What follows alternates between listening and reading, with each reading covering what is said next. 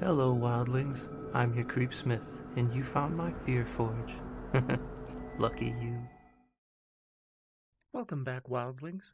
Tonight's story of supernatural sportsmanship, Baseball Boy. In order to play this game, you must first, if you can, try and find Queen Elizabeth Elementary School, a place notable for its spacious schoolyard and aged brick building.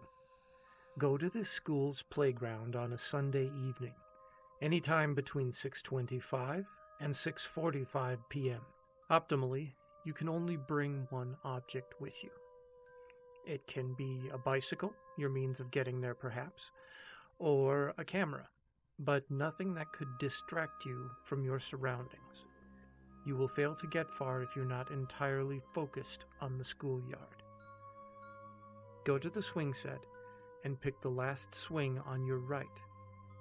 Then sit and begin swinging. Optionally, you could simply sit on the swing, but the process could take much longer if you do this.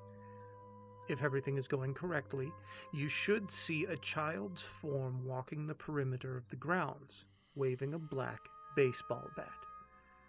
Do not stare for too long, or he will notice and run out of the yard. At that point, you have an unknown amount of time to get as far away as you can from the school before he comes back.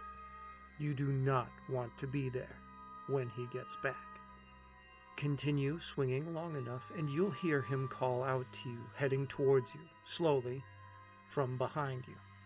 Only look back at him once or twice at first, but as he gets closer, he will ask your name.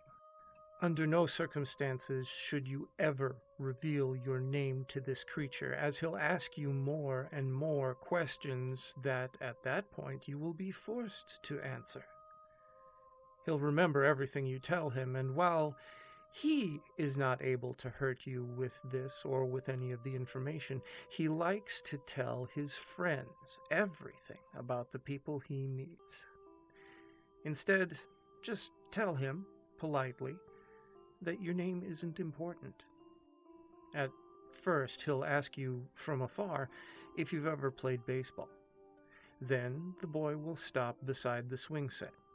You'll notice that he's right around 7 years old, with a blonde buzz cut, an oversized camouflage hoodie, and he'll be chewing on some sort of stick.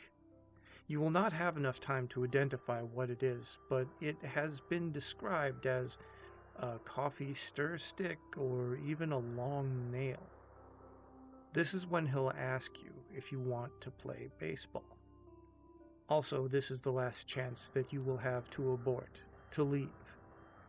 If you must, tell him that you're not good at baseball, or maybe that you need to go home for dinner. The boy will try to persuade you to stay and maybe even offer to teach you how to play, but turn him down politely and promise that other children usually come to the grounds around that time. Leave and head straight to your destination. However, if you do choose to play baseball with him, he will not seem excited at first, but he will lead you directly to the baseball diamond on the other end of the yard. He may not say much, but mention that he's been looking for people to play with him for a while. His game of baseball, as it turns out, involves you throwing the ball to him and him hitting it with his bat and then running around the diamond. You'll repeat this over and over again. It isn't known how long it could take until the boy will be contented. This could be anywhere from 10 minutes to 3 hours. If at any time during this play you try to leave the game prematurely, he will try and persuade you to stay. At this point, you'll notice a different look in his eyes, and looking directly into them will give you a burning feeling in your skull. Giving him an excuse or even staying will have no effect. And at this point, the best thing you could do for yourself is to run into an adjacent street and throw yourself in front of a moving car, lest you experience what he will do to you. But if you play his game of baseball all the way to the end, He'll come up to you, overjoyed. He will thank you for your time, and he will give you his baseball. From there, he'll take his bat and go home. And at this point, you will be free to leave too. But you must exit in the opposite direction that the boy left in, and do not turn around until you've left the grounds entirely. When you reach a safe place and are indoors, you will then be able to study the ball. There's nothing about it that appears odd or supernatural. It's simply a battered old baseball.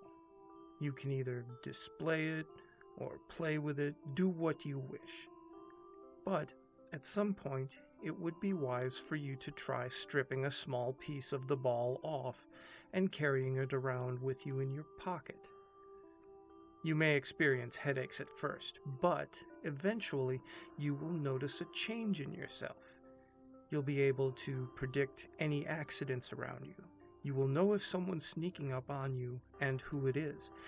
And you will expect nearly anything out of the ordinary that happens in your vicinity. Carry the piece around with you enough, and this power will absorb into you to the point where you won't need the strip of baseball anymore.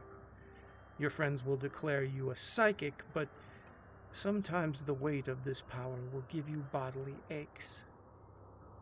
Most likely, you'll never meet that little boy ever again.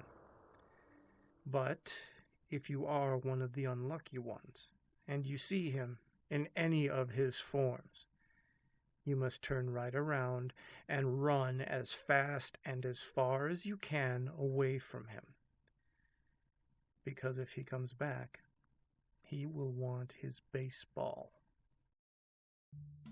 See, kids, before you play the game, it's always a good idea to know which rules you're playing by. Stay scary, my wildlings, and make the most of your nights.